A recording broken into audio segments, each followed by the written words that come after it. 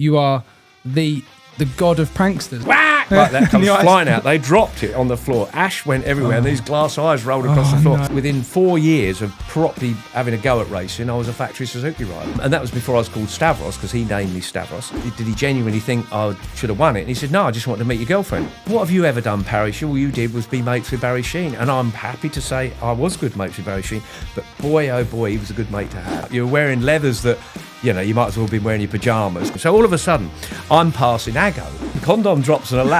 She tries to open it, thinks it's chewing gum. I hated going there. I hated sitting on the grid, but I loved doing it. So they're all thinking it's Barry Sheene, and they're screaming and waving their knickers at me and everything else. Yeah, give us your number. Yeah. I am literally flying through the air, 6 foot up, 100 mile an hour. Barry stops with his fag on. He said, tell you what, Stavros, he said, I'll stand guard. I'm just about to put my bed down to go to sleep. I get a tap on the shoulder from the cabin director. Dr Parrish, we've got a problem at the back of the plane. Boom, Danny got that. What a ride this is, and it is on. Hello and welcome to episode 14 of Pushing the Limit podcast with me, Danny Buchan. Today's guest is a man who's done some race winning, lots of travelling. I would literally say you are the god of pranksters. That's literally, no, that is it. Everyone fears you when you're around. You just look around at the bike show and people are literally just stood back, seeing what you're up to. It's a reputation that I've found hard to get rid of, I think. But my main claim to fame is I'm now celebrating 48 years without a proper job. And I'm really, really proud of that. And I think I'm way past the age where I'm going to have to get one now. I was going to say that. Do you think you might just I think I've got away with it, actually. Yeah, I do. I really do. Yeah, and because, obviously, another 30 years in you, mate, easy. Well, probably, yeah. But I don't know what I'm going to be when I grow up. I haven't yet decided what that will be. But well, nice people die, so you'll be fine. Yeah. Well, most people do. Normal people do, don't they? Yeah. But I'm going to be hanging in there. Yeah. It's funny. In fact, I'm trying to organise my own. I want to go to my own funeral because I've got so many things I want to do. Yeah. Like I want a microwave ping going off when I go through those curtains to the where you get cooked, and I want a fart machine, remote control fart machine in my coffin. I'm going to have loads of things going. I actually see a video the other day, and it was a guy doing that. A guy had done he was swearing out of his. Right. He was like, fucking like bury me.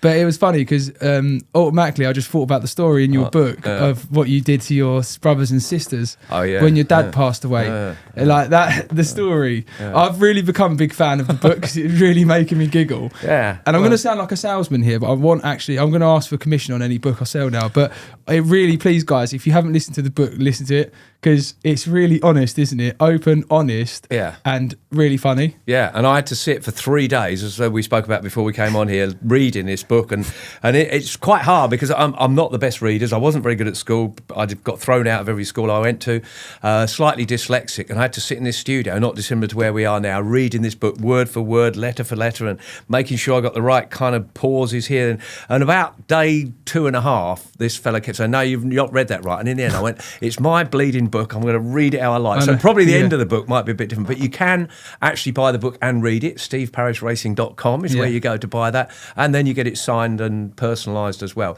And the funny thing is, I think I send nearly every book out, if it's to a bloke, with a big stamp on it saying pregnancy test results. Oh my God. The blokes, I get so many calls, people go, God, you got me into trouble. The wife came home from work and she wanted to know what was going on. And if it's for a girl, I've got stamps that say Playboy subscription and so on and so on. So everyone that gets like one of my books gets embarrassed when it arrives. Well, one of my mates stitched me up. So we had an office in an office block, and it's like the office block's privately owned by like a friend of ours and his wife and that. They've all got an office in there.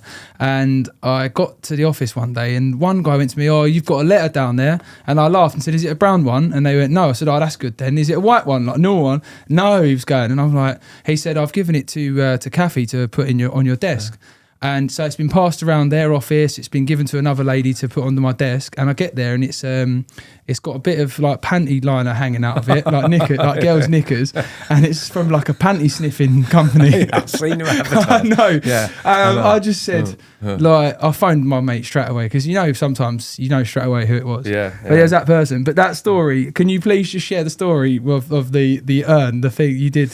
Well, yeah. We're just touching that before we start talking about motorbikes. It was actually my mother. My father died when I was 12 years old, so he didn't get to see what a lunatic I kind of was, which is, I think as a young person growing up, especially if you're doing all right in sport, it's nice to share it with your parents. But my dad passed away pretty early on.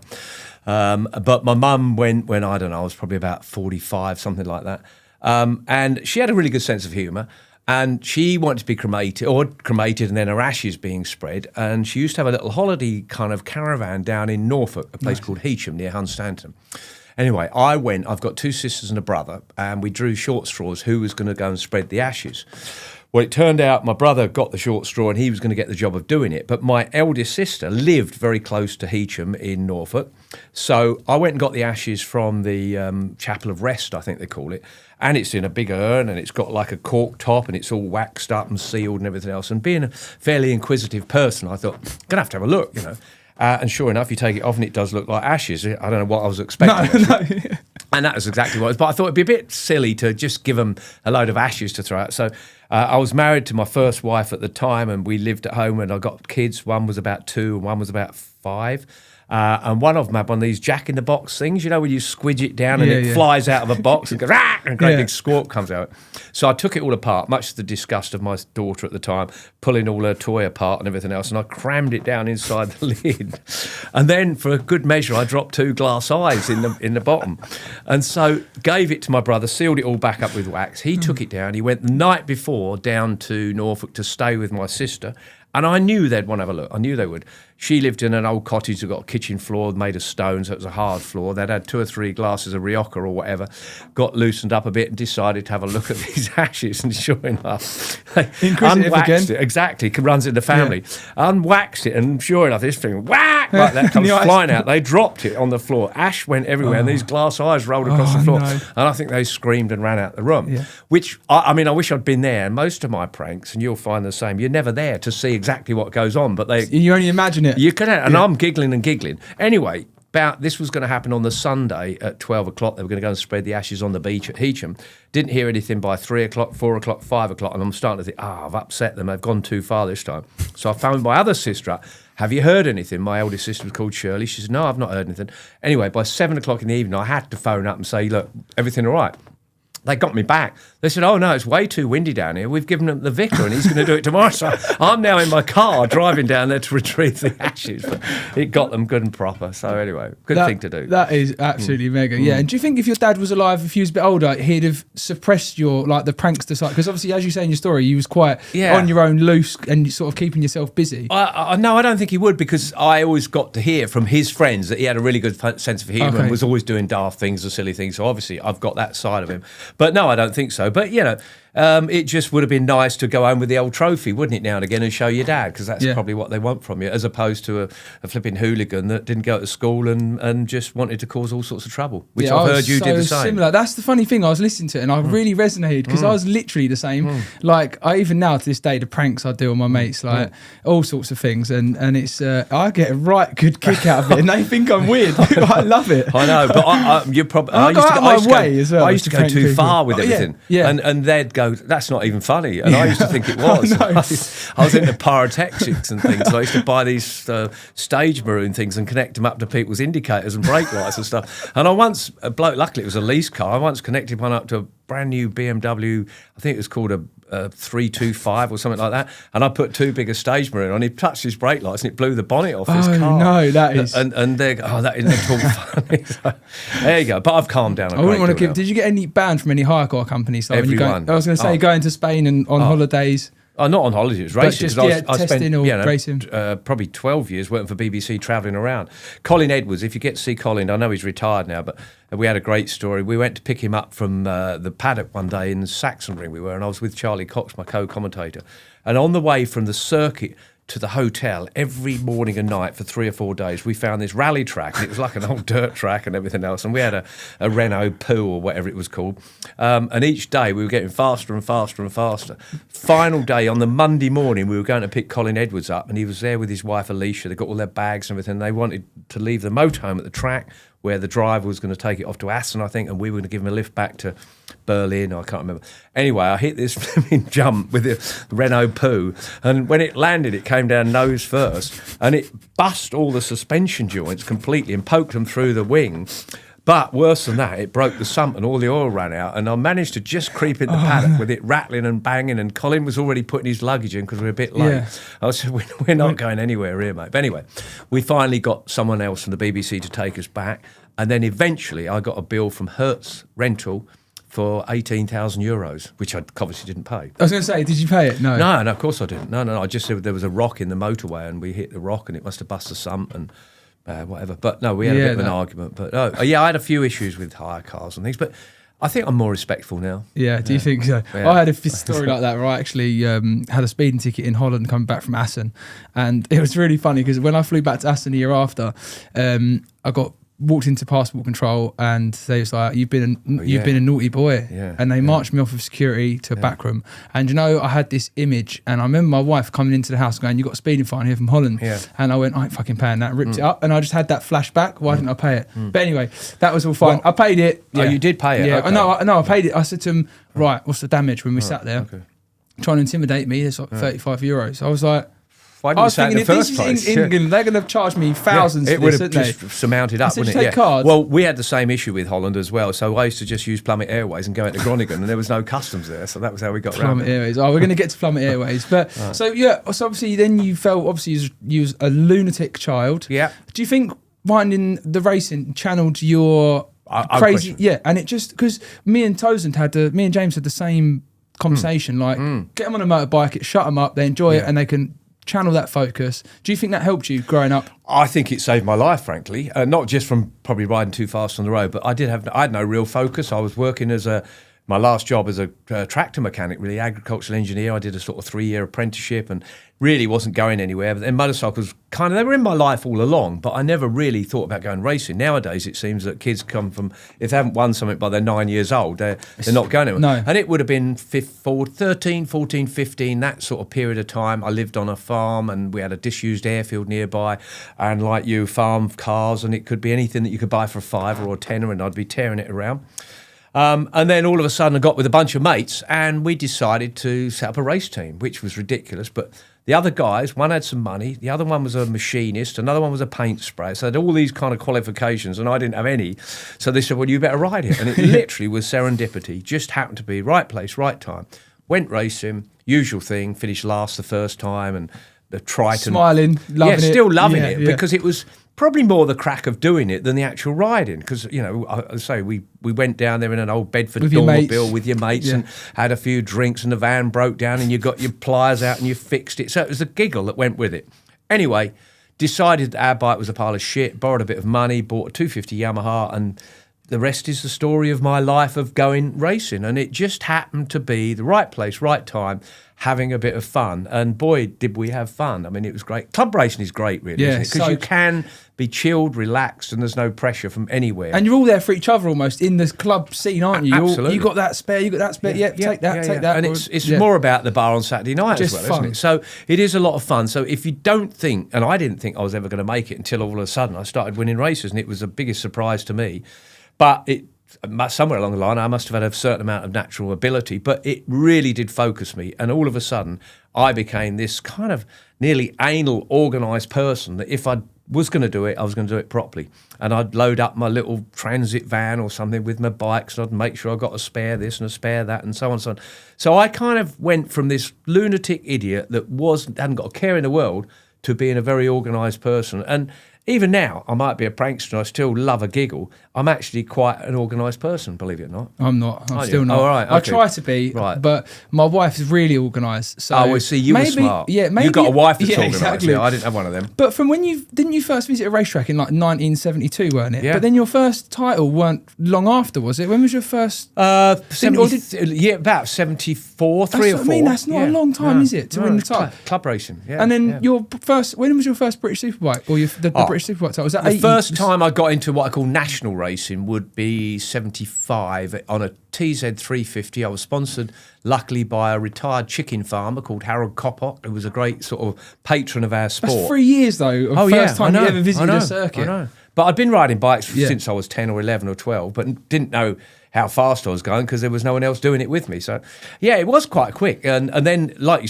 rightly say, from 4, 5, 6. So within 4 years of properly having a go at racing, I was a factory Suzuki rider. That's mad, isn't it? It was ironically madness. My first ever trip on an aeroplane was to the Venezuelan Grand Prix. I'd never been on a plane before. It It is really. So living the dream is a thing that's used by lots of people, but I actually was. All of a sudden, I've driven to the airport with my hero Barry Sheene in his Rolls Royce with his beautiful girlfriend, and I'm getting on a British Caledonian flight to go to Venezuela, and being sat next to Barry, all the stewardesses were around him, and I was just picking up the pieces. Going, mate, yeah. What you don't want, send my way. Exactly, yeah. But what's funny is, like, was it quite funny to you that obviously, like, you went from, like you said, like scraping all money together with your mates. What was your team called? Your pub team? Team was called Porous Racing. Yeah, Porous Racing. Because poor as you can believe it. Plus, the bike leaked so much oil, it was poor as piss, as in porous it leaked. So that was how it was. And then you went from, like, those days where you was, like, scraping everything you could with your mates to go, and then obviously you go teammates with Barry, and you see Barry living this other end of the spectrum completely. Yeah. Did that change you, or was you all quite still grounded and didn't give a shit about certain things? To a certain extent, I think Barry and I got on really, really well. Barry was better than I put my hand up to it. He was better than I was. Was you first teammates with Barry before you sort of become friends, or did you become friends? I became friends with him first. Yeah. And you might have read it in my book, but I first met Barry, and it would have been 74 or 4, I think it was. I was at Brands Hatch, and they don't have it anymore now, but it was an event at the end of the year called Stars of Tomorrow. And so what you did, you went into this meeting, and they had a panel of people, and it could have been someone like Colin Seeley that made chassis. All I know is Barry Sheene was there, and probably 2 or 3 others. And they had this panel, and they looked who they thought was the young star of the future. And by then, I must have been 22 or 3 years old, so not exactly young, but back in those days, that was young. Yeah, it was young, yeah. Anyway, I won, I think, 3 races out of 5. I thought I'd won it. My girlfriend thought I'd won it. And we go up, we get invited up to the Kentigern where the panel was, and they've got the awards and everything else. I end up in 2nd place, which I was a bit pissed off about. So Barry Sheene came over to me, and I'd never met him before in my life, but I got his posters on the wall, and I'm like dribbling and hardly talking. Fangirl, like full fangirl. And all that thing. And he said, I got you down as, and that was before I was called Stavros, because he named me Stavros. I thought you won, Steve, and this, that, and the other, and we got chatting, we had a beer, and so on and so on. About 4 years later, I'm asking him about, did he genuinely think I should have won it? And he said, no, I just wanted to meet your girlfriend. So it's like, so there you go. I think I should have done. So, and then from there on in, we became friends literally that day, I guess, because he was living in Cambridgeshire near where I lived. He invited me down there. We rode trials bikes, motocross bikes, and so on and so on. But going back to the fact that every time I raced against Barry, I beat him on occasions. Probably, if he beat me 100 times, I beat him 10 times. That's sort of the ratio. But he just seemed to know that if I was going into the last corner at, I don't know, say 80 mile an hour, he could go 85. He had that self-confidence, that self-ability and self-belief in his own. And that's really what he was fueled on all the time. But anyway, that was just, I couldn't believe what was going on. I sort of went back to my hometown, and I'm talking to the lads that I started racing with, and I'm doing this and doing that. And in some ways, without me knowing it sort of divorced me away from them, because they couldn't believe how much I'd gone up. Like your trajectory level was just like exponential. It was like, didn't mean to, but you are, aren't you? All of a sudden, I can't come for a pint, boys, because I'm down in London at Tramps with Barry Sheene or whatever. Yeah. And I do feel slightly kind of concerned about that, and I didn't mean to do it in any way, but I felt that I'd gone out the little sleepy village in Hertfordshire, and I'm now in the big time as such. Big time. I had a mate, Piers Forrest, that had a big house in Chelsea, and we'd spend a lot of time there. So I was really sort of elevated without me even knowing it and not wishing to be. Well, I did wish to be, but it was just weird. And it happens, doesn't it? And you'll have found the same to a certain extent. You start off with the lads and down the pub, and all of a sudden you've got to be serious. Yeah, you have to be, don't you? Yeah. I had a factory team to, team manager. And the money you'd have been getting paid then, didn't absolutely, you? Proper money. Yeah. Not a lot, but enough, yeah, sure. And that's something, isn't it? Like the money back in them days. Like I've actually written down I've got some facts here, because I took some facts. So in 1976, in 1976, the average house price was 12,700. Because I remember in part of your book, you done the transatlantic, and it said you got 2,000 to start, but you spent that on crash damage. Which that was my first transatlantic. When I was having to pay for the damage. Yeah, so the average house price was 12,700. Average wage was 72 quid a week, and a pint was 32p. Loaf of bread 19p. This is what the research 77 shows. Is it? 76. It 76, says. right? Okay. Whereas now the average house price is 288,000. Right. The average wage is £629 a week. A pint is £4.20. The average, it says, because obviously there's some stonking prices. Probably about 30 quid down the pub. And bread is £1.50. So in equivalent terms, if you if you got £2,000 to start the transatlantic, now you'd have to have £48,000 to go with the actual. Yeah, That's mad, we isn't it? were lucky. You're absolutely right, because I think an RG 500 back then was about 4,000 quid, which is actually half the price of a house, isn't it, when you think about it? That's what I mean, yeah. But I used to do a deal with, back then, it was called Motor Circuit Developments, which was owned by Goodwood Securities, and there was a guy called Chris Lowe who was the equivalent to Stuart Higgs, I guess you could say. He kind of ran it all in a centre. And I used to Barry put me onto it, take Chris Lowe out for lunch, perhaps February time before the season started, and I'd buy him a lunch in London that seemed like a fortune. It was probably about 20 quid. And I'd sign up for 1,500 quid for every start I did at Brands, Brands, Alton Park and Snetterton. They owned those circuits. That was quite a lot of money back then. So 3 meetings, I could nearly buy a flipping house. That's mental, isn't it? Yeah, it is rather. And you're absolutely right, because I was buying Rolls Royces at $2,000. They were second hand with 300,000 miles on, but by the time I'd finished with them, they had 30,000 miles on them, of course. But you're right. As it was good. And you could actually seriously, without a sponsor, and lots did, run a season by just your prize and start money. And do you think that was kind of helped with the character that Barry was for the sport at that time? Do you think that helped the sport in general, like just how he was seen in the public eye, obviously the people he associated with? Do you think that elevated the sport in that time for companies to be involved? Like Brute, he was obviously sponsored by Brute.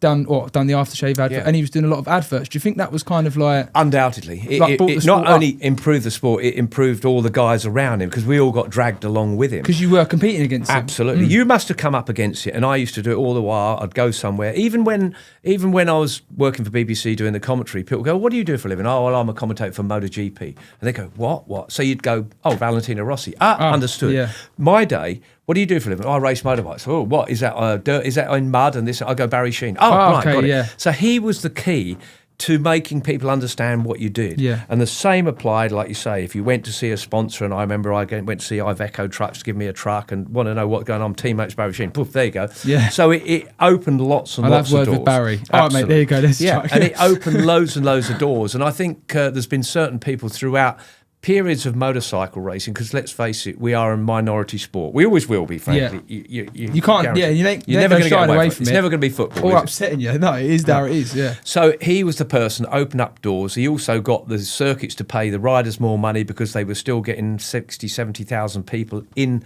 on a race meeting. We talk about crowds, and they're great, but they were just as good back in those days, and there was no real overheads for anybody. So there's no question about it. Barry Sheene was a great person for the sport. He came out of the black leathers to wearing gregarious, brightly coloured. I started racing when it was mods and rockers, and we were beating the grannies up down in Brighton. Not me personally, because they'd have probably scared me. But that was what motorcycling was. It was like, oh, you're a rocker or a mod, and it was all, fighting. What's the film? Quadrophenia. Yeah, I've seen that, yeah. So there's no doubt, and I was, and I still get it. What have you ever done, Parish? All you did was be mates with Barry Sheene, and I'm happy to say I was good mates with Barry Sheene, but boy, oh boy, he was a good mate to have. And not just because we got on well, but he was the guy that opened all the doors. Yeah, and at the end of the day, regardless to being mates with Barry, you still had a successful career in your own right. How many people can sit there now and say they finished 5th in the Motor Grand Prix Championship? Yeah. There's not. And then you obviously went on to be British champion. Like, how was you as a competitor? Was you quite a serious guy on the bike? Like, obviously you're quite a prankster away, but when you got on it, was it game on? Absolutely. And what we spoke about right at the beginning, how it focused you. Let's face it, if you're on your bike at the start at Donington Park in 2 weeks' time, or a week and a half's time, you wouldn't care if, and God forbid it's ever happened, if your wife's run off with someone, the VAT man's after, you are just focused on what you can't not be. You can't not be. It's the one thing that nothing else comes into your mind. And so I was very much like that. Interestingly, I know you've had Taz McKenzie in here, but Taron retired because he felt sick and didn't like all that. Well, I always felt sick. I don't know if you do, but I was so nervous as a Sometimes rider. I do. It's weird. Most of the time, especially somewhere like the Isle of Man. I've that's had what I've four shits before I even get to the grid. I was going to say but that. I was always so focused and just that kind of often sitting on the grid thinking, what am I doing here? Yeah, that feeling. That's quite funny. Why feeling. am I saying? Especially if it starts raining. It's raining and you don't know what tyre to put in, do you? Yeah. And whatever. And then at the end of it, you go, that's why I'm here. Mega. And then you are walking around on cloud nine if you've been on the podium or something like that. But yeah, I was pretty organised, pretty focused, and took racing very, very seriously. If I had one issue, I wasn't brave enough. I genuinely didn't. I'm allergic to make a move pain. or to. I think I think I probably was able to accept finishing second rather than winning, and that's kind of the opposite to someone like Carl Fogarty. You know what? Didn't care. He'd send it for first. Whatever. Yeah. And I reckon I worked it. I was a kind of a fella percentage man, I guess you'd say. Won lots of races. Hence, and I'm going to jump a bit here, I ended up in truck racing, and you're less likely to die in a truck than a bike. So I was able to give it my 100%. I reckon I rode my motorcycles, bearing in mind that the tracks were pretty dangerous in my days. Very dangerous. We wore golf gloves instead of normal, like everything was as thin as you like. Bales of hay. Exactly, and went under straw bales and hit catch fence posting, and that was if you're lucky, else you hit an Armco barrier. So I think my career was probably a 97, 98%, and I got beaten by people that wanted to go 100%. But you're here today, you're walking fine. I was just about to say, I could count 15 people I knew very, very well that aren't here today. Because of they hit the barriers when they were probably pushing them. Like Alton Park, you just come out of Shell, just go full gas over the hill, and then up into Clay Hill. Yeah, I know. Yeah. And there was no runoff areas. The track was like a motocross track. Bikes were seizing left, right, yeah, centre. exactly. You had your finger on the clutch all the time because it was going to seize up. You were wearing leathers that, you might as well have been wearing your pyjamas, quite honestly. I'm covered in burns all over. That one where you said you make the Mongolian goat. Out of Mongolian goat skin. And the flipping elastic was made of knicker elastic. You just stood up, crashed and just stood up. In my underpants, yeah. And I've got to ask the question. When you went, so obviously you went from like you and your mates mucking in, smashing bits of bike together. When you got that factory Suzuki ride, do you remember seeing the bike for the first time and how it felt? Do you remember... Yeah. Just going, oh my God. Absolutely. How am I allowed to ride this bike? Yeah. No question about it. Because that moment for me, like no matter what stage or level or anything you're at in your career, that when you get to your new race bike, your new partnership, like your new, something having a new wife for the year, if you like, it's amazing, isn't it? And you look at it and you think, fucking hell, this is, did you think, what have I done to do this? Yeah, because I'd come from the bikes that I owned and a bit of sponsorship, even when I was sponsored by Harold Copper, and latterly a lovely fella called Dave Moore, who pretty much mortgaged his life for me. He bought me my first RG 500 and a TZ 750. His wife hated me because she wanted a new kitchen and I kept crashing his bike and he couldn't afford the new kitchen and so on. But yeah, when you get to be on a factory bike, you start looking at it, and I was more excited about the titanium bolts in it and the magnesium this and the and you just kind of you just want to cuddle it and take it to bed with you. And then all of a sudden, after halfway through the season, you're going, this flipping thing ain't fast enough still. Because that's the problem, isn't it, all the time? The first time you get on something really powerful, you think it's going to pull your arms off, and then by 4 races, it's like not fast enough. But yeah, I think having a team manager, having a truck full of spares when, oh, look, that brake caliper looks a bit worn. Oh, get another one. Yeah. And instead of going back to your mum or whoever you might be and saying, can I borrow 100 quid? Yeah. So all of a sudden, you had all that coming into you. But the nerves got more and more because you've got people all behind you on the private bikes. And if they beat you, you made you look a twat, didn't it? So there's more and more pressure put upon you. The bigger, further up the tree you go, the more pressure there is on you. The target is on your back all the time. But yeah, I can distinctly remember that, just travelling around, not having to pay for my own hotel. Well, I never had a hotel. I had a caravan or slept in the back of the van. All of a sudden you're stopping in a hotel and you're being shipped around and probably a business class seat and so on and so on. Sleeping all night, not working on your bike. Oh, breakfast before you turn up and ride. Yeah. It's magnificent though, isn't it? And like, obviously like back then, like we were saying, like those were like proper, like the glory days of motorcycle racing would be those years, wouldn't they? Like we said, like with obviously Barry and who else was your competitors then? Giacomo Agostini. I'll never forget, first time I raced against Giacomo, that was in 77. I'm on the factory Suzuki. He was on the factory Yamaha, I think, and I'm at Spa with him, Pat Head and myself. There was 4 of us battling for... At Spa? At Spa. That was then... We're talking 14, 15 kilometres. It was before the short circuit, the proper track. It went up and it went through villages and chicanes at 100 mile and 120 mile an hour. No runoff area in there. Anyway, I'm bombing around there with Pat and Ago and not Rougerie, I can't remember, Philip Coulon, I think it was. And I'm going down the straight there, and you used to slipstream. It's like you've not raced at the Northwest, have you? But you've seen it, and it's like boom, boom, maybe constantly 3 slipstreams. Down one straight. Well, Spa was the same, 3 or 4 slipstreams. So all of a sudden, I'm passing Ago, And I'm looking, like trying to look at my rev counter and see when the temperature, and I'm looking across and I'm going, I can't believe this. It's Giacomo Agostini, 15 times world champion. I'm going past him. I'm overtaking him. And anyway, then he gets in my slip, comes back past, and I can see the look in his eyes. He's looking across going, who the fuck is that? Do you think he thought, I'm fucking passing Steve Parrish here? No, he thought, who the bloody hell is that? I've never heard of him. Never seen or heard of him before. So that, and then we've become quite good friends in latter life. But I am up against Tepi Lansavori, so there was Ago, Tepi Lansavori, Bonera, all these sort of big name people that Christian Saron, it would have been. There was Barry, Michel Rougeray, a lot of people. Oh, Valentino Rossi, Graziano Rossi. I was racing against him a lot in the days. And there was this little shitty kid walking around the paddock with a little scooter, getting up everyone's annoying everyone with this little scooter bombing around. So yeah, I am all of a sudden out there with all my heroes, and you've done exactly the same. And it's just kind of weird. And eventually they just became competitors. Normal. They're normal people that you hate. How was Barry if you beat him? Was he all right, wanker, or did you have a bit of banter? He didn't like it. It was a bike problem. Okay.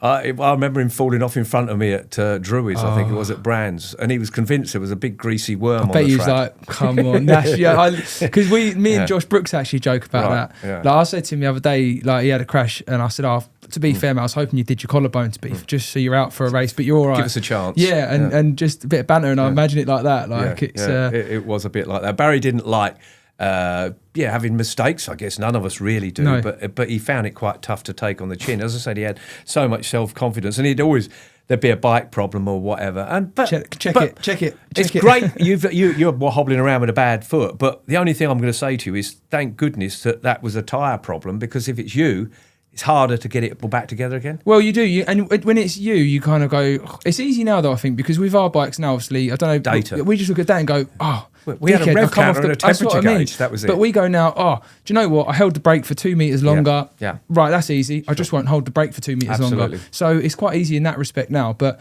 it's we had nothing whatsoever. So you could blame the bike. No, it was easily. So Barry just blamed the bike. I'm jumping around here. When I went to truck race, now there's much data as you guys have got, and they used to come in, you did this and you did that. And I remember having a big crash one time, and they go, what I said I had a wasp in my helmet. Did you? Yeah. They couldn't spot that. That's we'll get onto the truck racing. I want to talk to you about that. Who was your worst competitor in racing? And did you used to prank competitors as a bit of a mental dig at them, like sort of get them out of their rhythm, their routine, their their zone? But all you could do, you couldn't really prank them with but can you do shit like throw bread on the roof of their motorhomes? You could do that. So but what you do more than anything is make sure that you unplug their electric when you're in the paddock at Spa or something like that. Or better still, someone you really didn't like. And a lot of the paddocks were really slopey. Yeah. I guess there isn't any like that now, but you'd make sure you park above them and then pull your bloody shit drainer out and make sure it runs under their awning and things like that. I did that before by accident. That was terrible. At Hot Donington Park. Right. The smell. Yeah. So those are the type of things. But you used to have to rush. And this is genuine. You'd rush to every paddock to get there before other people else. There was no electricity, there was no water. You parked at the far end and there was no toilets anywhere near you. So it was always this mad rush of getting to the paddock before the next person. And in fact, I mentioned Philippe Coulon earlier. We were really good friends. We kind of raced a lot together. And we got really pissed at Assen one Saturday night, remembering the races on the Sunday. No, the race used to be Saturday. Only changed about 5 years ago, but the race was on the Saturday. We got arseholed in the paddock bar. And he had a beautiful girlfriend that I was always chasing after, and I think he was after mine. And anyway, we won't go into that. But I remember he was all hooked up. London. He was all hooked up to go off to. We used to go from Assen to Spa, and it was only 2.5, 3 hour drive. And it was a get up early. Who was going to get up earliest in the morning and go down there and get the best parking spot? I unhitched his flipping caravan, but didn't show it, just jacked it up a little bit and took everything out so the wires would all pull out. And he drove all the way to Spa and realised he hadn't got his caravan. He had to turn around and go back. It took him all day. And the funny thing was, because there's no mobile phones or anything, he spent the whole trip probably going at 25 mile an hour, looking in every field to see if he could find his caravan. Mate. And there it was parked at Assen. Honestly, the pranks, I couldn't, you just must have had all your mates must have just been like, do you know what I mean? Like on eggshells, just Because even some of the stuff you do now, like I always talk about the NEC things, melting chocolates and with condoms in, just watching people chew them. Like I don't touch any food. When I go to the NEC bike show, I literally leave all of that food alone. You're not the only one. Sandwiches, Maria Costello. people walk in there, go, all them sandwiches, and I go, mate, have a little look at what's in that. Parish has been around, mate. And I can just see you just like eagle eye over one side, just kind of calm, just looking around, just waiting, knowing that you've done something. We got Maria Costello, must be 5 years ago now. She came in and she's always around the pack. She always stupidly leaves a handbag with us. Well, this particular year, and I'm going to say 5 or 6 years ago, we'd all been invited to the Supercross that was on in Birmingham in the same town. The guy that has something to do with the NEC has something to do with the Supercross. So we all got these VIP tickets and we all go there.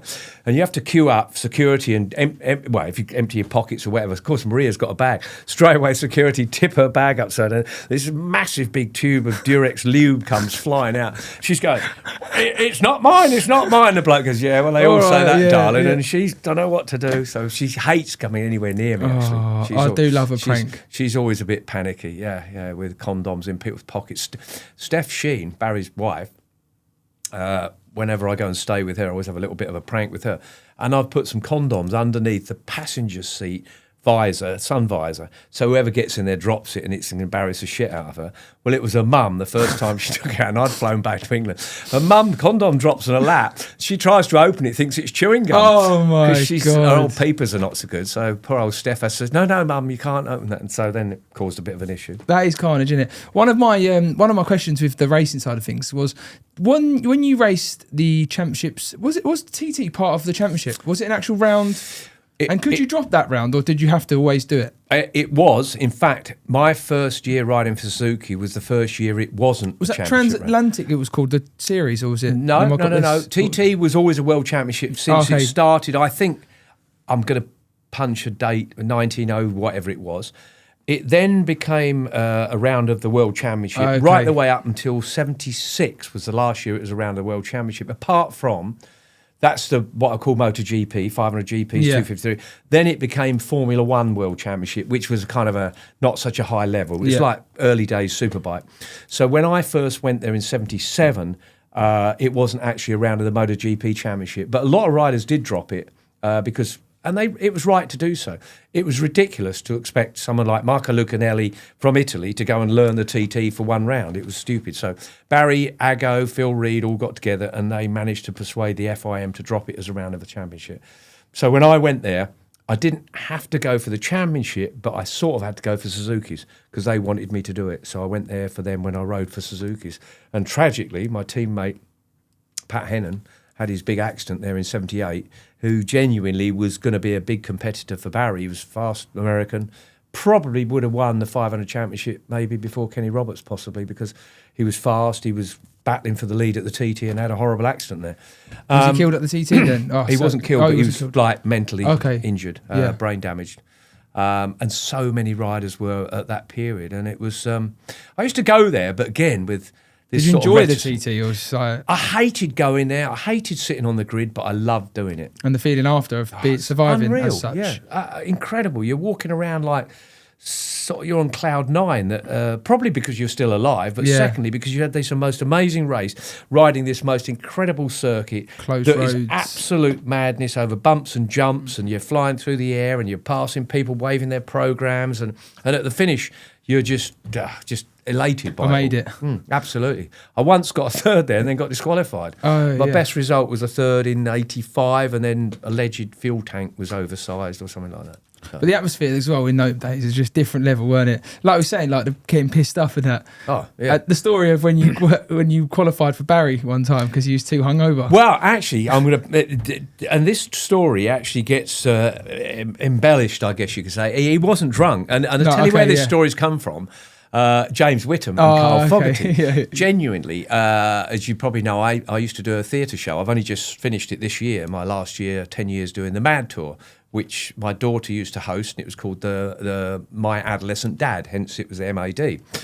Well, the reason I started doing the Mad Tour, which was 10 years ago, because Foggy and Whittam had a show called the Foggy and Whittam Show, and they were going around the country doing doing these things. And I'd always get Whit come up to me going, oh, bloody hell, we were in Scunthorpe last night, and we ran out of things to talk about with half an hour to go, so we used all your stories. I go, hey, bollocks to that, that's not right. So I approached my daughter and I said, look, we've got a theatre show here, let's do it. Would you do it? And she agreed to do it.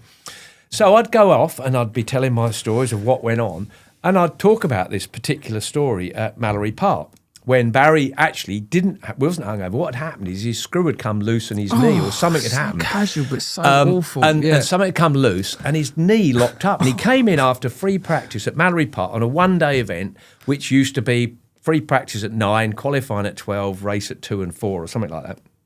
I think it was the post-TT. Anyway, they had to lift him off the bike, couldn't open his leg up. So Franco, his dad, put him in the back of the rolls, covered him up with a coat or blanket and took him off to see an osteopath to see if they could fix him up. Hence, he was going to miss qualifying. So my team manager, can you imagine this happening now with Davide Brivio? My team manager, Rex White, comes up and says, Steve, look, it's a bit much to ask, but I've got something quite serious. Barry's had to go see the osteopath. He's going to miss qualifying. If he misses qualifying, they won't let him start the race, and it's the Shell Sport 500cc Championship, which we were both competing sponsors wouldn't need him in there, blah, blah, blah. Exactly. Usual story. Would you, by any way, take his bike out and do some laps on it? But unfortunately, you're going to have the number 7 on, and you're going to have his leathers and helmet on and everything. I said, bloody right I will. That's the most exciting thing that's ever happened to me. Yeah. So sure enough, at 12 o'clock, practice happens. They put me on Barry's bike. I came out through the awning because no one had garages then, shot through as fast as I could, out onto the track at Mallory. 3 laps wearing everything of his boots, gloves, apart from his underpants, I'd got everything. We were exactly the same size. You wouldn't know what 10 stone is, but we stuck rigidly to weighing 10 stone. I guess that's probably 50-something kilos. Just a thing between you that you was like, right, let's just... Yeah, we used to do a bit of gym work, not a lot, and we'd eat and drink accordingly to weigh 10 stone. You've got to remember, those bikes weren't very powerful, and a 10 or 12 stone would have made a huge difference. Massively, yeah. So off I go. And the funny thing was, I get to Mallory Hairpin, and there's girls waving underwear at me. Oh. They have no idea like there's a bloke with a big nose and big ears underneath his helmet. Barry, so they're all thinking it's Barry Sheene, and they're screaming and waving their knickers at me and everything else. Yeah, give us your number. Yeah. So I did 3 laps, came in, shot straight back into the awning. There was a couple of journalists. Oh, what's up with Barry's bike? He's only done 3 laps. And Martin Ogborn, Rex White said, I wouldn't go anywhere near him. The disc valve's broken. He's really pissed off, really angry. He's gone back in the caravan. At this point, I'm getting changed in my leathers, put my gear on. My mechanic, Martin Brookman's got my bike all warmed up. Off I go. Probably had 15, 20 minutes left of the session. Changed the gearing, went down a tooth, got it dead on. Jetting was dead right.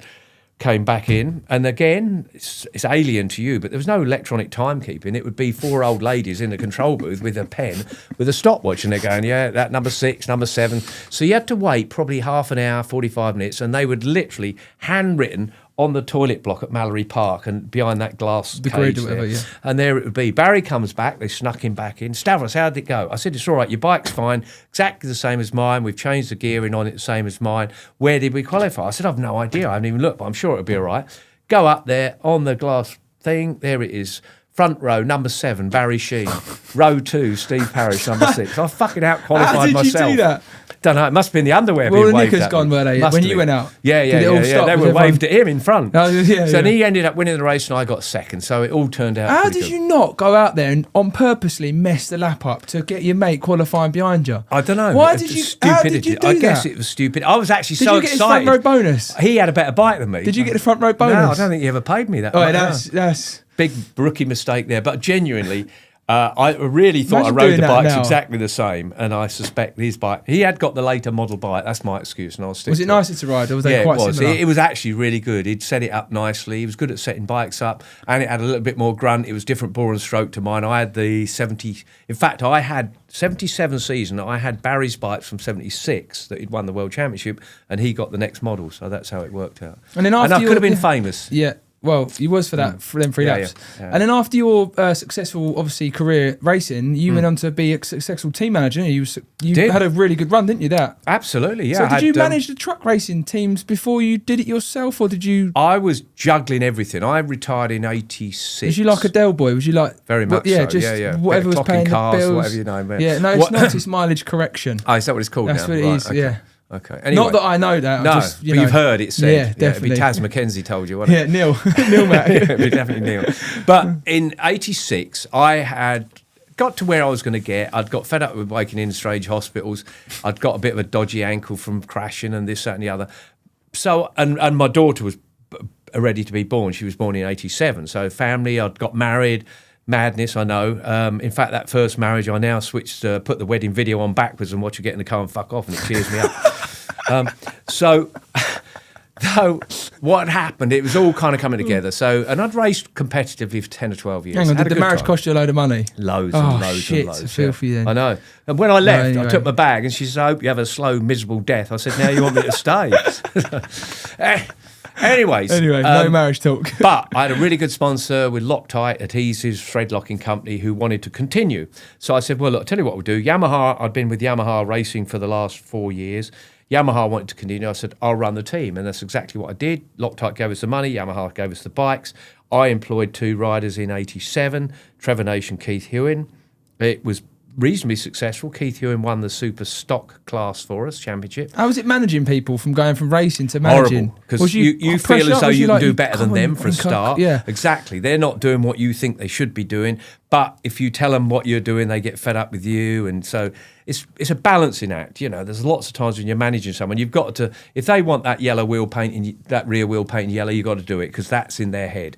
So I didn't enjoy it, and then they went and won the race, and they're going on the back of the truck waving at people, and you're stood there with your flipping stopwatch. So I'm just a team manager now. Yeah, so I carried on 87, 88, 89, 90, 91. 5 years I did running the team, which got bigger and better. It became the biggest team in the UK with Terry Ryan and Rob McElnay.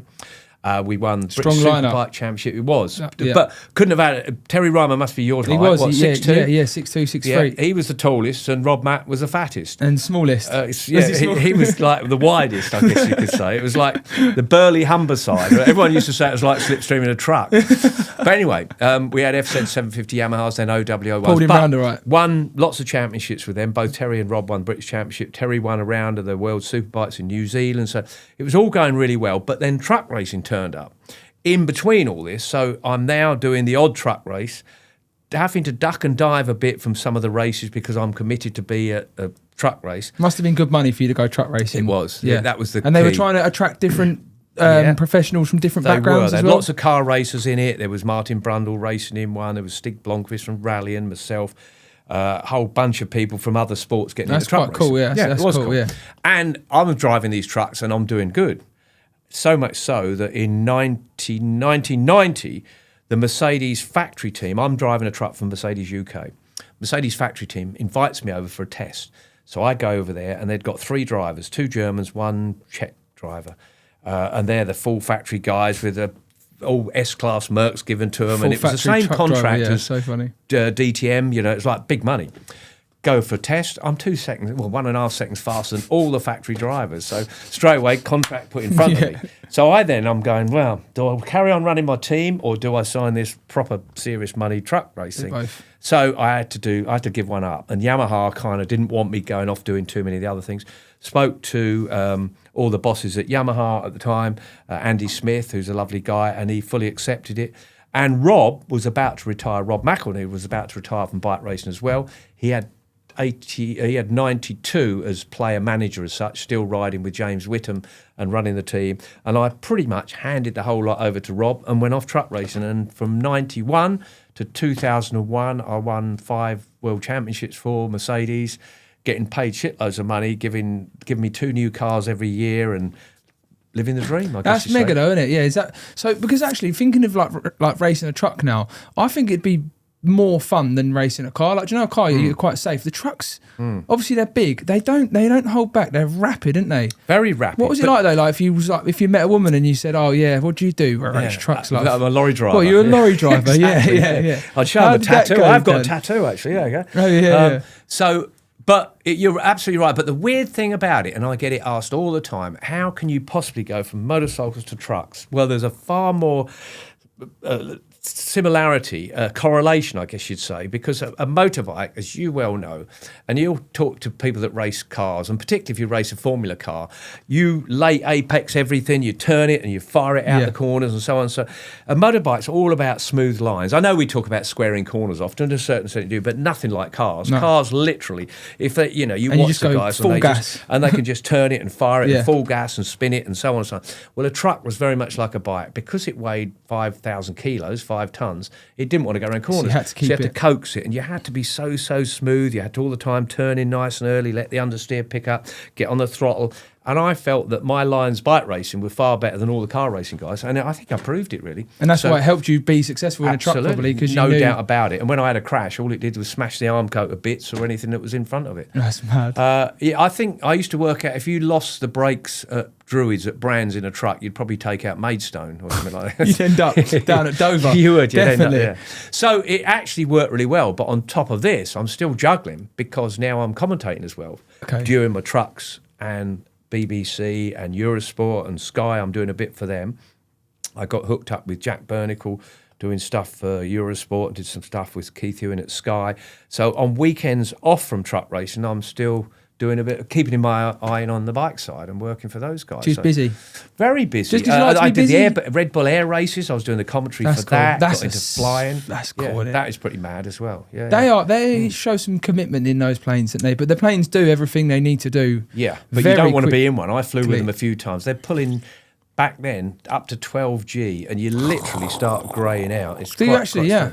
No, you really do. And they have special. They do special exercises that manage to squeeze themselves to stop the blood all running out their head and everything else like that. Oh, so when they say they do the training for the G-force, it's only physical training. Yeah, I've seen that. Because I've flown with the Red Arrows a couple of times, and you actually wear a G-suit when you're flying with them because it's got like a pair of compression in your legs and stop all your blood running away and things like that. Yeah, it still runs out your penis. Loved it. Yeah, not my little thing. No. Right, we're going to move on to a little section I have of the podcast, and it's basically a track review. So it can be it can be those favourite track, and it's we just call it the track review. I've not got a fancy name for it yet. Okay, it could be anywhere in the world. Anywhere in the world, your favourite track. Anderstorp, Sweden. Was it like a road circuit or? No, it's proper track. But the track? girls were unbelievable. Were they? Yeah. Oh, the Swedish ladies there. Yeah, Swedish ladies. Yeah. But I actually had some of my best races, Anderstorp in Sweden, and I think it was had a lot of bank corners. I just kind of really got into the bank corners and things like that. Beautiful country. It was, beautiful country, very pretty girls. And from there you went up to Finland, which was also very pretty girls. But it was a road circuit in Finland, so I preferred Anderstorp out of the two. So did you just basically pick your favourite tracks based on how fit the women were everywhere? To a certain extent. So if you went somewhere and the girls were not very good looking, well, that's a shit put track. It this way, you had to enjoy the fish and chips at Scarborough. Why is that they track all let shit? them. Bike not work well. No, mate, women are ugly. Yeah. Oh, right, no worries. Yeah, right. So that track, that's your favourite track. What's your most memorable moment of that track? I can't remember her name now. I can't remember. Anita, I think. No, probably having quite a moment there. You know, like when you don't crash and you think you should have done. When you you actually have let go of the bike. I should have died. Yeah. No, not died, but I should have crashed big style. And Anderstorp, as you came past the pit area, Anderstorp was a long right-hander, probably close on 180 degree, bank corner. Full gas. Full on, the third gear corner, so we're talking 100 mile an hour. And I came out there, lost the rear end of the TZ500, straightened it up, and it all of a sudden pointed me straight off the track. But there had to be 6 to 8 foot drop the other side of the corner, which went on to, can you believe, an airfield runway. So I got it all together, and the next thing I know, I am literally flying through the air, 6 foot up, 100 mile an hour, and managed to land it, lock to lock and everything else, and managed to get back in, and I think I still finished 7th or something like that. But from that point on, my TZ500 for the whole of the rest of the season had a big picture of an aeroplane on it, because I had been an aeroplane. I'd taken off and landed on a runway. So at that point you thought, I'm down. I'm down. I was just waiting for the... Even when you landed it, you probably thought, this is going wrong. I was waiting to see what ambulance I was going to be in. Yeah. And it landed, and luckily there was just a whole big runway in front of me, so I managed to all get it together. So that's probably my most memorable thought of Anderstorp. Should have been results. I finished 4th in the Grand Prix there about 3 times. Favourite part of the track? Favourite part of the track? Finishing line. At the end of the race. End of the race. Checkered flag, I guess. And that moment you said about that rear locking up, that's just that frontal view of Barry doing that at Daytona.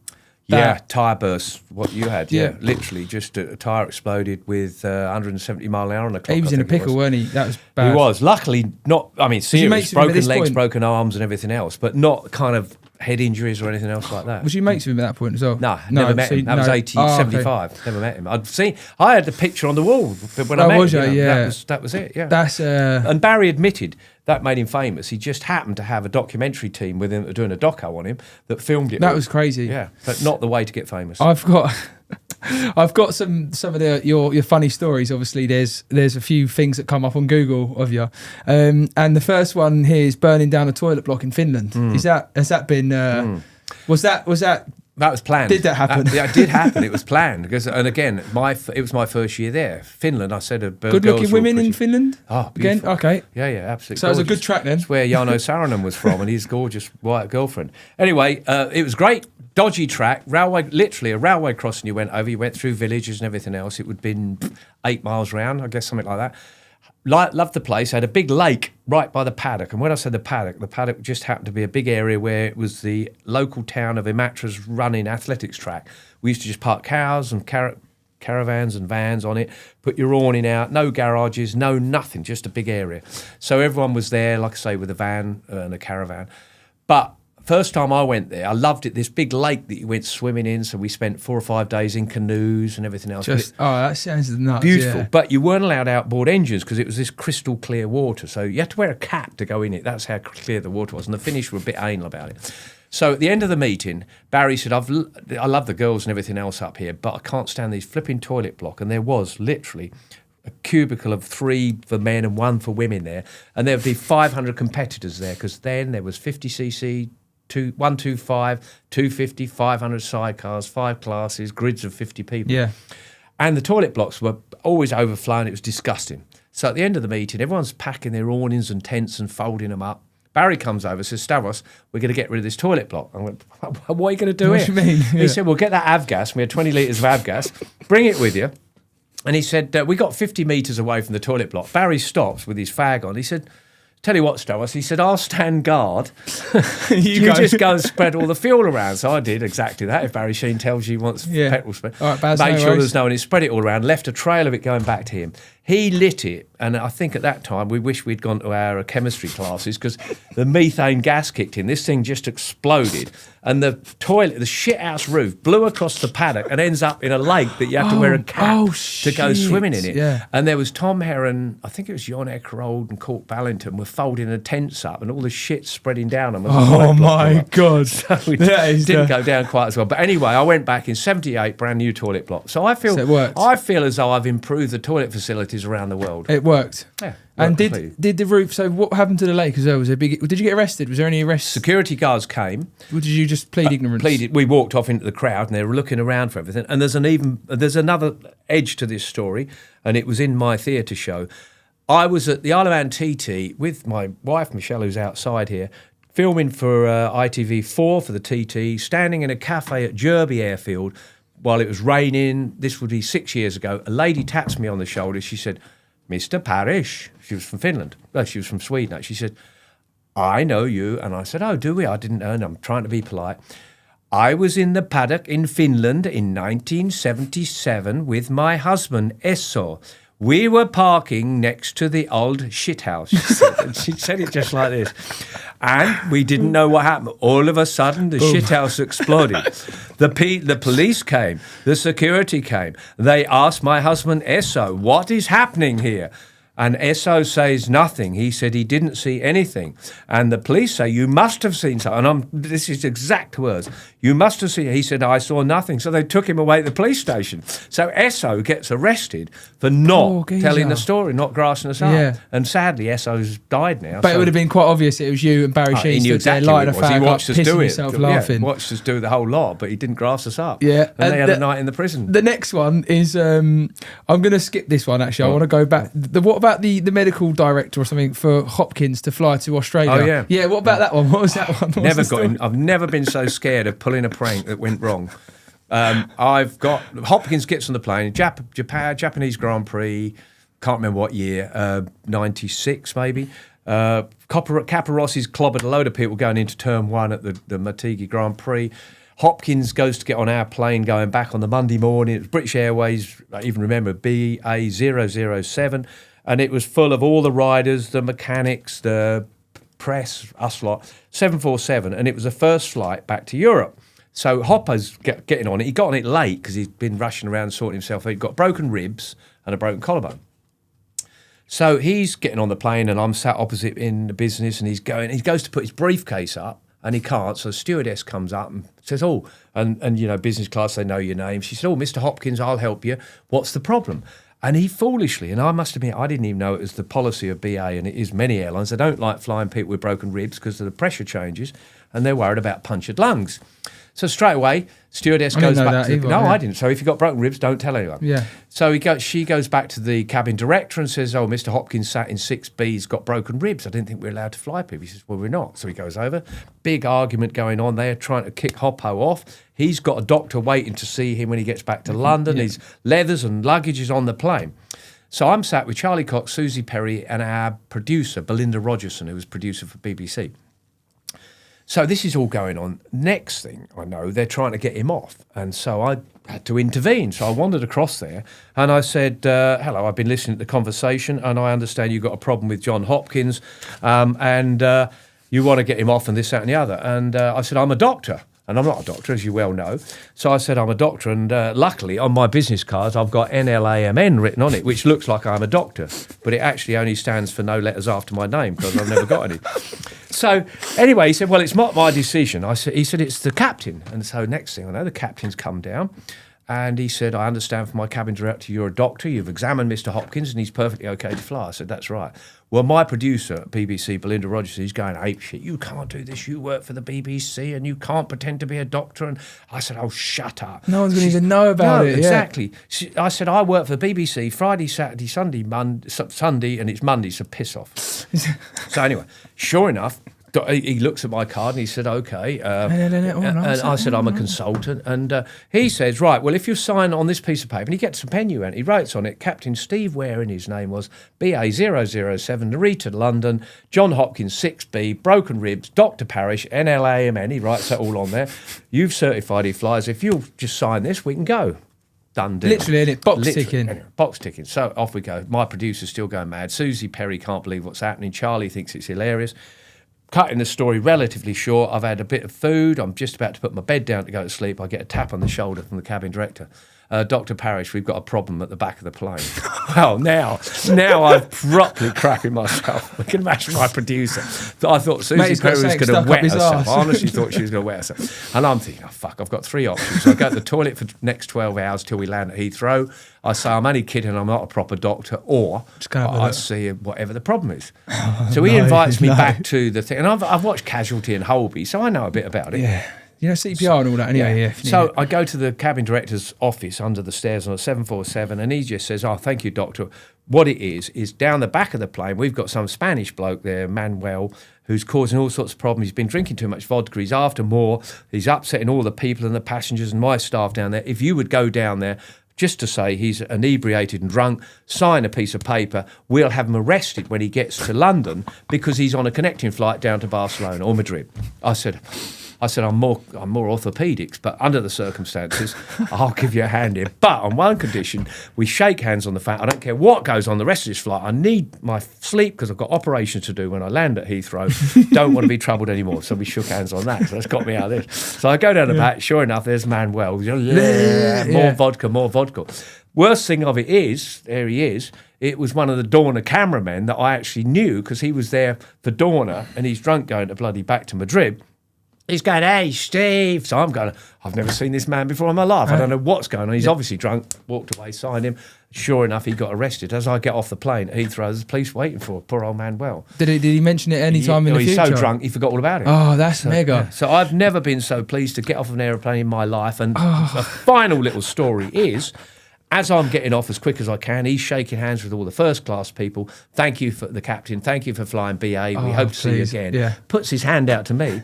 says, I love your commentary. The fucker knew all along I wasn't a proper he doctor. didn't. So Did he actually, actually knew all along, but if Hopkins had died, I would have got the blame. Yeah, that is because that's literally all it is, isn't it? Just box ticking. They want you to just sign on there. No. I wonder who would have actually got the blame if Hopkins ever. I don't know, but I'd have been in the toilet locked up, I think. How does that even Hopkins happen? has never bought me a beer for that. Has he not? No, He's coming on the podcast. I'm going to get him on here. Yeah. I'll mention that. Yeah. Right, the last story then, before we move on to the other thing, blowing up a brothel in Macau. Yeah. And are you actually banned from Macau altogether now? I was banned from a country, never had that before. So if you went back there, what happened? Did you literally get arrested? I've been back, no, because what happened was when I got banned, it used to be owned by the Portuguese. That's it was a bad place to get arrested, that is. Portuguese colony owned Macau, and it changed back to the Chinese, I think, 10 years ago. But at the time, I had a ban from Macau. What was it with you and fireworks and I loved a bit of pyrotechnics, and, loved a bit of that. But it was all arranged. Sunday night after the race, and we'd have a giggle. We'd go to the local brothel. Who's we? Who arranged it? I'll tell you one bloke who you wouldn't believe it. Paul Butler used to be race director of MotoGP until it was taken over by Mike Webb. So Paul Butler, but at the time he wasn't. He was Kenny Roberts' team manager. He was there with Lucky Strike because they were all based out there. So he was a mate of mine. Howard Lees sadly got killed in a plane crash. He was quite a good rider. And an Irish fella called Mick. And there was 4 of us. Just Mick, I like Mick. it. I didn't know his other name. No, just Mick. Irish so Mick. we all arranged it'd be really good fun, 9 o'clock, and I'd bought these big fireworks, massive fireworks for £1 because they made them all for Chinese New Year in Macau. So I went and bought this big firework. I said, we'll have a giggle tonight, 9 o'clock, all together. My job actually was getaway driver. Paul Butler he always smoked cigars. He was going to light it. Howard Lees was going to roll it in. And we were going to sort of just scoot off and not see it. Anyway, this thing had a shorter fuse than we thought. Howard Lees rolled it in and off it goes. Blue paper, red paper, smoke, you name it. And we're giggling so much, I didn't even get to drive away. We wanted to watch what was going on. I bet. All the little girls with the numbers on came running out screaming. Oh, my gosh. Out of the smoke, I knew half the bloody people. Oh, no. 2 of my mechanics, I was paying them too much. Boot Van Dolm and Jack Middelberg, Dutch riders, came out the smoke, but unbeknown to me, and where it all went horribly wrong, sat at the bar was the chief of the Macau police's driver. No. Chief of police was round the back, getting a backhander or probably a front-hander. Yeah. The drivers watched everything that's going on, followed us back to the hotel. Then all the police, about 20 police turned up, come to arrest us. They said, we're not going to take you away tonight, but we want your passports. So all the other guys gave their passports to them, but I had 2 passports. That's a scary thing anyway. Yeah. I know. So I had another passport with my American visa in it, so I gave them the shitty passport. Next morning, they came back to collect everyone, and Mike Trimby, who, he was running the tour, so it was Trimby Tours. Police started taking all the other guys away. But they've got Butler in handcuffs and so on and so on. I've seen what's going on. Shot up in the lift, went up the first floor, down the fire escape, down a ladder, jumped a cab, went to the hydrofoil station, shoot back to Hong Kong. So I've escaped now. I'm thinking, this is cool. They're all fucking trapped. They're all nicked because, I get a message from Mike Trimby, you've got to come back. So I'm not bloody coming back there. They're all going to prison. They've impounded all the Formula 3 cars, all the motorbikes, everything is all locked up. Until you went back. Until you come back. So I have to go back. If only I'd had a phone with me back then. I get to the hydrofoil station in Macau.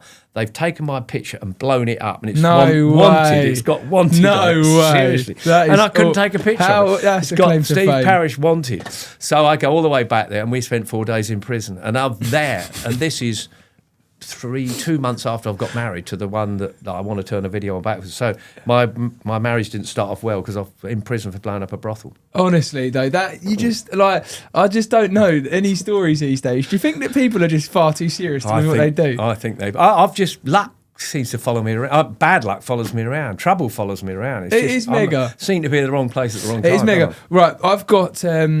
I want to know. So obviously you still watch MotoGP, BSB. Yeah, I watch BSB avidly. What's your predictions for the? Let's start with the MotoGP season. What do you think's going to happen there? I think Bagnaia, if he stops falling off, he's got the best bike, and he's screwed up a little bit. That crash the other day was. I know. Didn't look like he did anything wrong, did it? No, but apparently they weren't saying that they was all messing around with tyre pressures because the temperature had dropped. It's the last time they're allowed to, wasn't it? That was the last weekend. Now, as of the next Grand Prix, they've got monitors on. So I think they are mucking around with tyre pressures, but it didn't look like he did anything wrong. I mean, I'm not able to see the data, but you could just see him going like, what happened? But I think he's the strongest guy out there, as long as this doesn't affect him, because it does. Eventually, if you have 2 crashes back to back, you're going to be cautious. He did it last year, and then he come back and won everything, didn't he? Yeah, so I think he's got to be. It's going to be a Ducati, isn't it? Almost certainly. There's like phenomenal 5 machines. or 6. good are they? They just You seem see to it. come up with so many ideas. They're literally spearheading.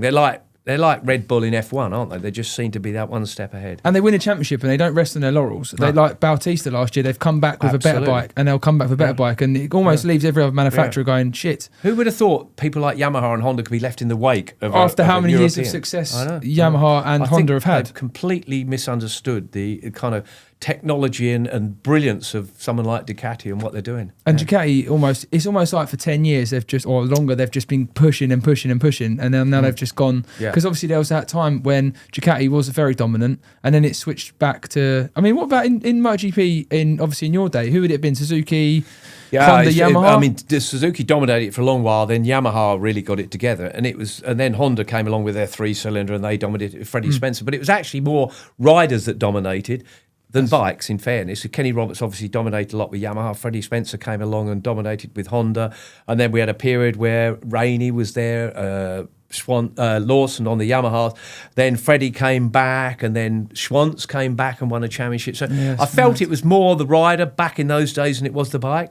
I think it's very much the rider, but I think that difference is, I think it was probably 50-50 in my time, and I think it's probably now 60-40. Yeah. That's how I see it. How was it for you, like, when you went on, obviously you went like from a Grand Prix bike to BSB bike? Like, it's not a bad jump, but imagine doing that now. Like, imagine doing that for like Bang Night to come and ride like a Ducati. But it's happened, hasn't it? BSB. If you think of the British riders, I guess you'd say Mackenzie did that, didn't he? He came back. Rob McElhenney came back. It's funny, like a transition. It was a way of extending your career to a certain extent. But I think the riders I'm talking about probably didn't earn quite enough money.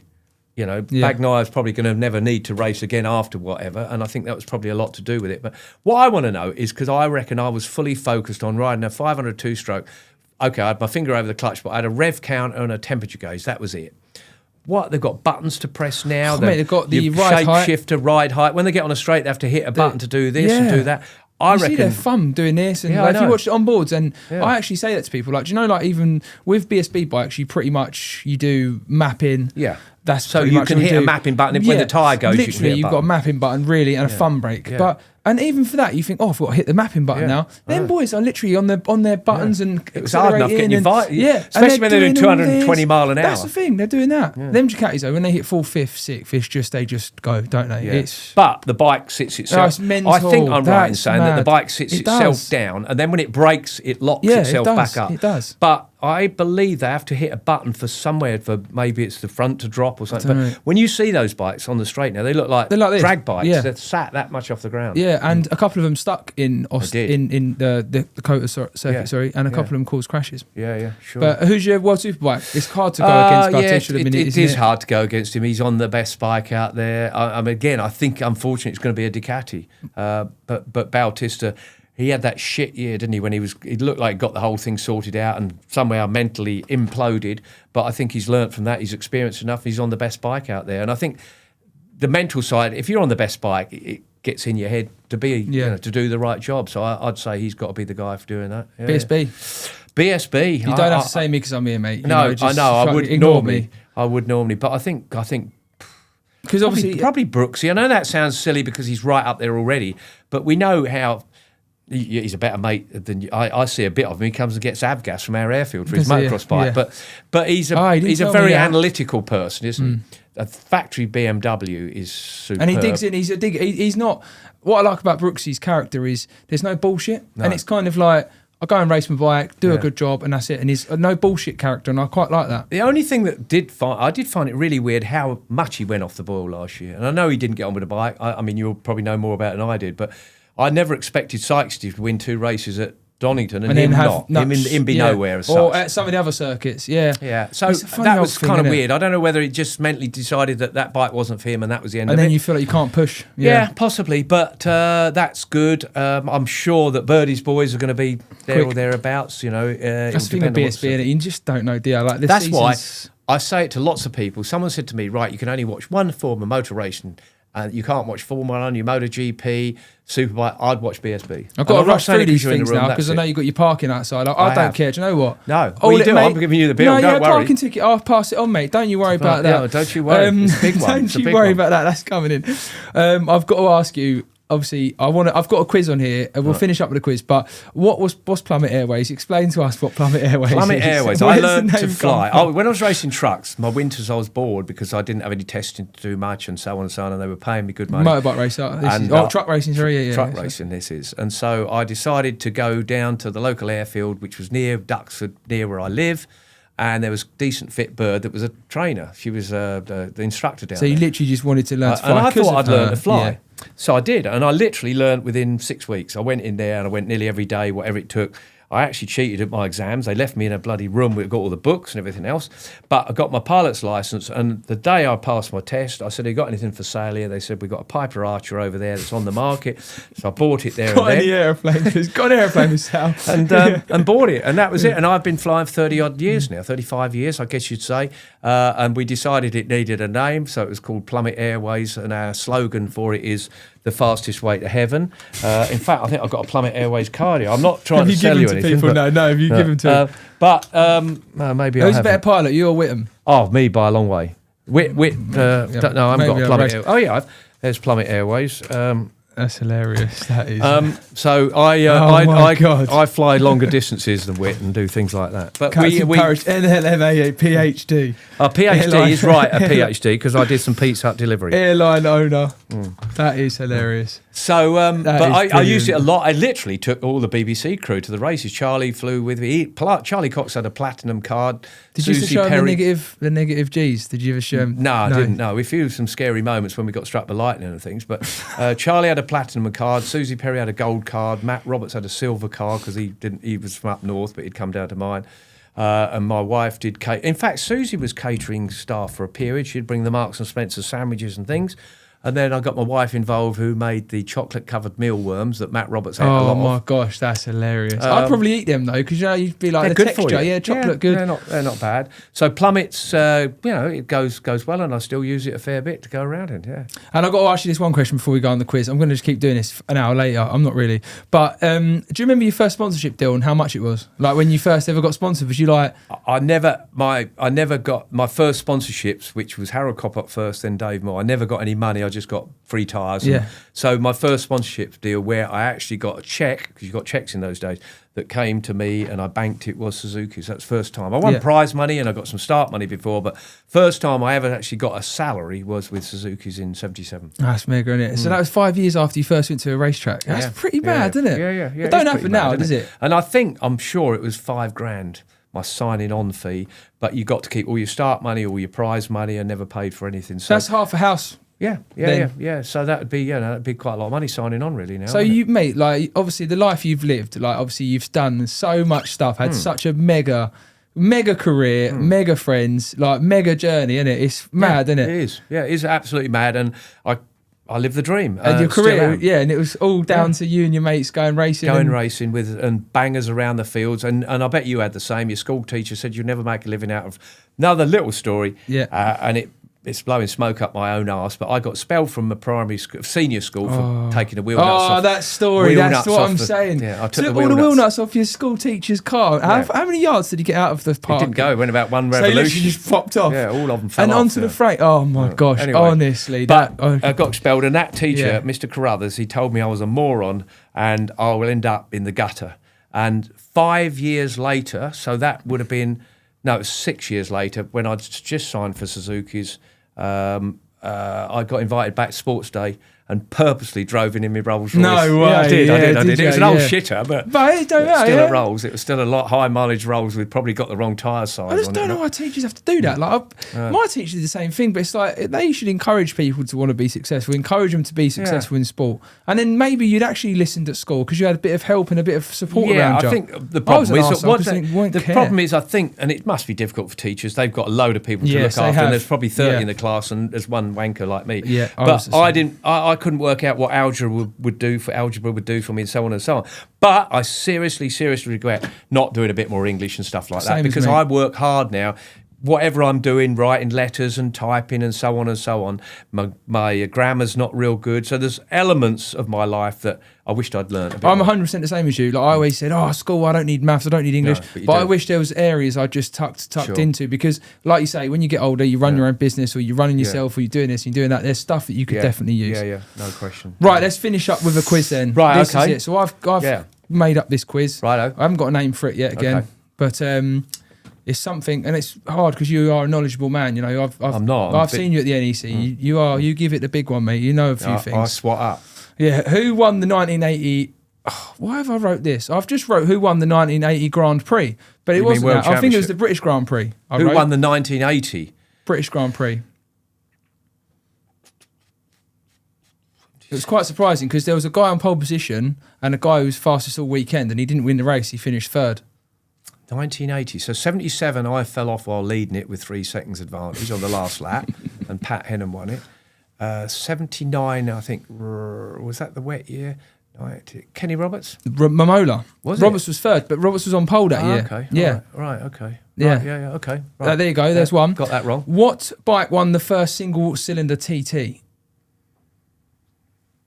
What bike won the first single-cylinder TT?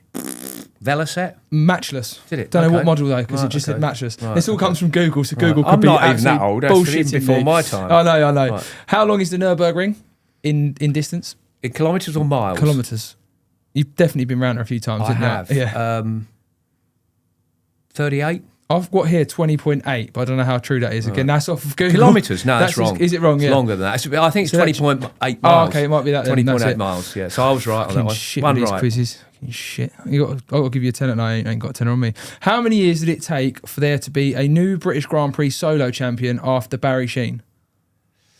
And who was the next British champion? World champion? Yeah, as in MotoGP There's never champion. been another one since Barry Sheene. No, but there was a winner. You mean you're not world championship? You're talking about a winner. Yeah, Grand Prix. Grand Prix winner. I'm talking about Grand Prix champion, as in overall from the season. A British. Yeah. And do you know who it was? Oh yeah, I do. And I know it is. He's racing with you now. Yeah. It's Danny Kent. And do you know how many years it was? Well, so Barry's last one was 77. 77, 87, 42? 38. That's Was close. it? Yeah, it's Okay. Danny Kent, 2015. Okay, 15. I was really trying to word that as well differently. Okay, yeah. And how many TT podiums did William Dunlop have? William? Yeah. Because he actually never won. No. 5? 9. Did he? Okay. Close. So that's right. You're going to be 30 quid then. Okay. That's it. 30 quid. You get I've the- seen you keep getting your money out of That's me. false, that money. It's false money. Oh, mate. 30 That's quid. it then. We're done, mate. Are yeah. we? You've Absolutely got to go and brilliant. get your Well, I might parking not get a ticket parking off. ticket if I run out of I here. know, I've I got know. my dog out the back with, and know. my dog. Man, I I've got know. Michelle and my dog. Yeah. You So watch they're that, out the mate. There'll back be no there. dinner tonight. Off to Romford. Off to Romford now to do an evening at Bradley's Honda with John McGuinness, Tom Neve, and Make sure you lock your car and make sure you park your car somewhere. and Andrew Irwin. Because you know a car with a number plate Cochrane Yeah. on it, that's going to be hot Are property they in going to have Romford. the wheels away? do you They'll have reckon? everything away in Romford. Right, okay, I'll bet. Yeah, I'll I'm leave not the far dog from in it. I'll leave the Romford. dog in it. Leave the dog. They take your dog. Okay, all right. That'd okay. be. Well, apparently I had a dog. Where were we? I'm trying to think. Somewhere someone had a dog in it. It was a bit of a rough area. And someone went paying to look after the car. I said, no, I've got my dog in it. He says, does it put fires out? Oh no! Oh, Lovely, innit? gosh. Lovely talking to you. Yeah, no, thanks, Good Steve, luck yeah. for your repair. Yeah. If not, get someone else to go out and qualify your bike. I'm gonna have to find someone who's 6 foot. I might have to get Terry. That'd do. I'm gonna have wouldn't to it? get Terry. I'm gonna have to Yeah, drop a few kilos. Don't tell him. No. He's put a little bit on now. Yeah, he's isn't put a it, bit of Terry? stress. Terry's my son's godfather, actually. He's a Stress. nice man. He is. Stress money. Lovely man. Yeah, I'm gonna get him on. But guys, thank you for listening. Obviously, Steve, mega stories, mate. I'm really glad. Sorry about his clothing if it's being filmed. I've seen better dressed wounds. Have you actually? Yeah. Yeah. Do you not think this is Essex, mate? This is. Is it Essex? Yeah. Right, Have you not seen my tattoo above my elbow as well? okay, all right. This Good used to be stuff. fashionable somewhere in the Good world. on you. Well done. But Take care. yeah, thanks for listening, guys. Keep a check out on the socials, obviously, for everything coming up. And yeah, see you soon. Cheers. Cheers, mate. Oh, I ain't recorded none of it. Look, Didn't work. punch him straight in the face. Boom, Danny got that. What a ride this is, and it is on.